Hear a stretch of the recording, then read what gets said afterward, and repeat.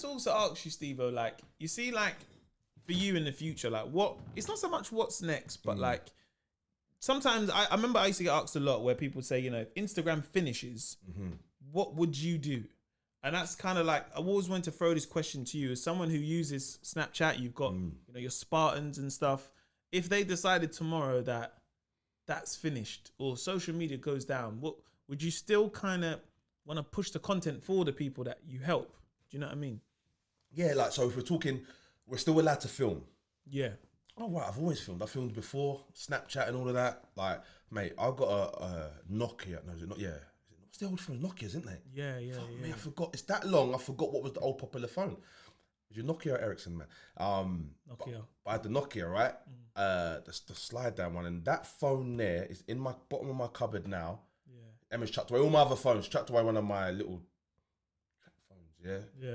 Gutted. Like, bro, you never know, bro. Like, you're all living the high life now. If I need to go back to the diary, like, oh, you ain't going back to that. I'm like, right? Anyway, but I've got this Nokia. She cannot touch that because it's got all the fights at me and like everything I do now. Yeah, I was doing back then. Yeah, without a platform. You know what I mean? And that's the beautiful thing that my brethren know and all of that. Like, anyone around me knows this was me. So when they ask about me, they say, "Yeah, man, he's always been like this." So yeah, if it was to go. Well, I'm planning on doing my own platform anyway. So I'd still find a way to film. Yeah. Like, and interact. I've always, I don't know. That's so I've built a shop. If we're talking in that sense, I'll always film, but I've built a shop. And it's about businesses, apps, like the app world. I'm very You're switched on with the apps, man. Yeah, that's it, bro. Like, not even congratulations, but like credit to you because like you were switched on with the apps. I remember when I was this is years ago, and I was looking, and like it was almost like you was like premiering, like also premiering. It sounds a bit weird though. It sounds weird, isn't it? The way I'm saying, I'm like premiering. I think you were showcasing, but you was almost like people's tunes would drop, and you were showcasing it on your app. Yeah, that was the plan. But that's like the thing is, I think that's what's so smart. Even if you can try it, because everyone has an idea of something, but I think what's really good about what you do is like you're an entrepreneur. You do it. You know, we can all. There's times where I said, yeah, I'm gonna make a couple of cans tops, and they're gonna be like this and like that, and you get to see how it's really done, and you're like, nah, this is a bit long, bruv. But you've done it. Yeah, and that comes from prior always being nervous, always having a sick idea. I've had a sitcom written. And this is what Ledge is only working with me because he wants this sitcom. Yeah. I've done this 10 years ago. Yeah. It's from Emma. Is Emma's old job, what she used to do, and people used to come in and out of it, right? So from 10 years ago, like, man's always thought like this. Always thought about T-shirts and marketing and this, that, and the other, but was just always probably too far ahead in my thinking, you know what I mean? So when the stage come where, like, I made my first hats when I was still working in my van. Like, I don't know who I thought I was. I was tweeting Adidas trying to get sponsored, and I had so much confidence, but it comes from not having confidence before. That I said, you know what, bruv, man, I have to do this. Balls deep in this now. I'm going in, and like no one's stopping me. You know what I mean? And only thing that could stop me is myself, and that's what's been happening. Really, you probably tell from how I talk. It's just in myself that stops me. You know what I mean? But still not to the point where it used to be. I got go, and with the music app, FlexWave. If you're bringing back, I've just been over to, before Corona, I went over to Romania, speak to developers over there because they're cheaper. They do what everyone else does, but they're cheaper, right? Yeah. Just got to learn how to speak Romanian a little bit because get things misconstrued. But at the time when we done it, it was because I used to post. Because you got to remember, when people will get good numbers now, innit? But when I was getting good numbers on Snapchat, it was quite previous to when everyone was, even I'm Just Bait, all these people weren't here, but my numbers on Snapchat, it would reach at the time 200, 300,000, right? So when I put on a song, it'd usually get a good response. And these times that I'm tagging it and even doing like, I think I used to call it Thursday Fire and like my own little, try concepts. My Snapchat was always for trying concepts, still is, right? Yeah. So once I saw that, man done that, and then the artist is messaging me saying, bloody hell, man, thanks man, I heard I was on your Snapchat. I'm like, right, okay, this is getting good. So then years go past, and then now my numbers actually mean something. People are paying me. And I'm doing the music thing for them still, but it's like,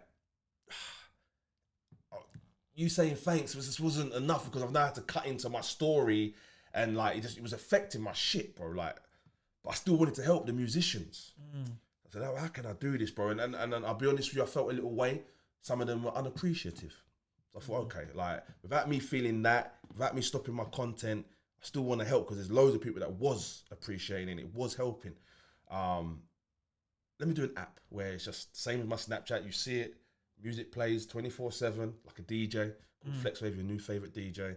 And you see the people's names, but then we put their Twitter and their SoundCloud so you can go and find more. That's what I used to do. I put where you can go and find more of their music.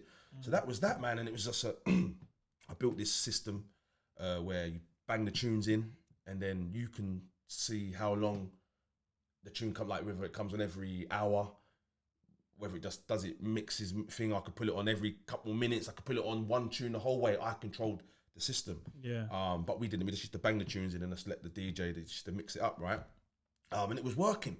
We had AM and Young Bane, all these people when Bane was rapping. Remember when Bane was just a rapper, like, you know what I mean? We had all these people, AM with 2 plays, and now they're all stars. So what I predicted worked, but just it was a lot of work, and we brought the app down, and especially at that time as well, because I guess it's something where now I feel like because there's a lot more of those kind of app developers, those things are a little bit more easier to do. We had to get it done in Holland. Like the first one was Holland, the Dutch guy.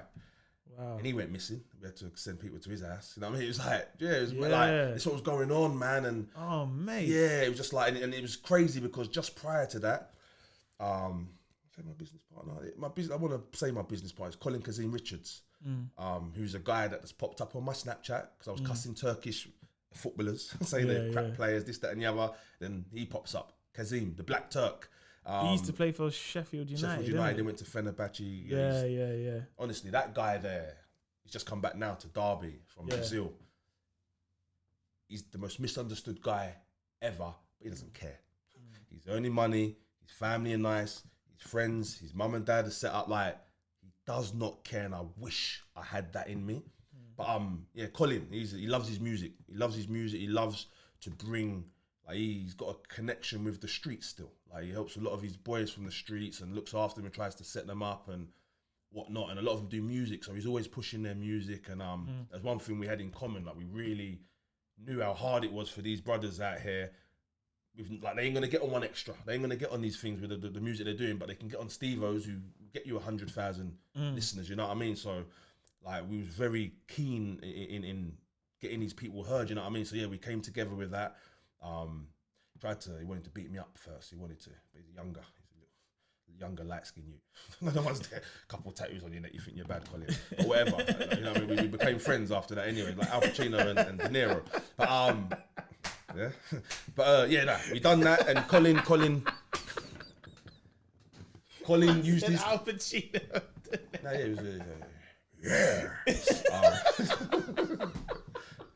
Was it Heat? The film Heat, when they had that one on. And I know you're gonna take me down. It's gonna hurt.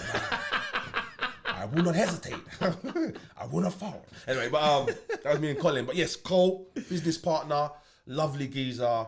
But yeah, he moved to Brazil and it slowed it down, and we took it off. We're doing it again, but we're coming back with a bigger picture. We're gonna add DJs to it now, and all of that, man. But yeah, the apps. Then I've done the app with the gaming, with the family. Stevo's Mad Run. So I think apps for me, knowing the money you can get from it, which, sorry, I was going to say, so prior to it all fucking up and the geezer guy missing and that, we were sitting in an office. In fact, it was on posh hotel in Liverpool Street. But they were talking about 10 million up front. Yeah. What? We were there with it. But they wanted to own 52% of it. Colin, when I tell you that guy is so fucking stubborn, bruv. Yeah. Wow. Yeah. So it would have been 3 million up front, 10 million. Yeah. But for 52%. And that was another geezer. Because 52% would mean that they mature. Yeah. And we wouldn't, like, Colin was max 8%. But they sat us down and told us this was going to be a disruption to the streaming world. Because the way we were doing it, we weren't worrying about you have to pay us to get on that list or da. We were like, boy, good music, yeah, okay, you're on. You know what I mean? Wow. So yeah, so they were, and then it was Mira May's manager, as it goes, said to me like, because thank God Mira, I love the girl, man. She was getting chased by all these labels. Every label meeting she went into, she mentioned my app. So yeah, so we got like around, and yeah, people calling me. It was like, honestly, it was like, and that's why I was sitting there and people were cussing my bed. I'm thinking, whoo, I'm gonna be Bill Gates soon, motherfucker. You know the ones there. Yeah. But I didn't. But yeah, no. So it can come back, and as I say, I know there was a space for it. We've given people another 2 years to try and copy the format, but the one thing they will miss, they're not prepared to. I was spending hours a day finding music, hours. Big up Romeo, who's the guy who used to find all the music, and they wouldn't be prepared to put that guy with 2 plays on their platform, because it's not going to bring people, like, you know what I mean? They want only Stormzy's, these people and that people, that ain't it. As soon as you get to Stormzy level, I wouldn't have been able to play you anyway. You know what I mean? I was doing it illegal. I was streaming. Like, you know what I mean? It was just for me, it was just a radio, legal radio. So I wasn't like, we want to get you to that level, but then fly. Who's the next one that's on the streets that needs, you know what I mean, needs people listening. That's all it was. It was no matter where you are, it just need people listening. And that was just the concept. And as I say, we've given people a couple of years to do it. But as I say, they won't, because they're not prepared to just pick anyone. Pick anyone, bro. You know what I mean? And that's what we do. We not watching how many followers you got, nothing like that. If the song is good, we're playing it. And then when you hear it just come in the mix between Drake and a Young Thug tune, it just blends, and you're like, rah, who's that guy? Yeah. Oh, right, that's my man. Oh, whoa. Goes to it, 2 followers. Fucking, that's how it was, bro. Like, literally, people with no follow. I'm like, to my brother Romeo, like, how you finding these people? Who's the geezer? I used to play him years ago, V2. Bruv, like, listen to this guy. He's Tiny signed him. Oh, Tiny signed him, yeah. Bruv, the music he was doing, how clean it was. It was like, raw, like, but no one was, to be fair, V was, but then you had Hudson East, these people, these great artists that no one was playing. Another geezer's gone now, I can't think of his name, but he was amazing. There's so many, and there was this little, at the time, because it's pretty much out now, but just before, it's like an R&B sound in between the R&B. So you're singing, rapping, it's all out now. It's there now. But at the time when I was doing it, 2016, people like Nath Smalls were getting slated. Nath was like my first guy, and that's why Nath and me have a relationship, because he knew, like, man was really, like, his sound, I knew it was the future, bro. Like, and you're taking the piss out of this guy saying, oh, he wants to be American. Now look at you fools. Now look at you fools. Just like with the tight jeans.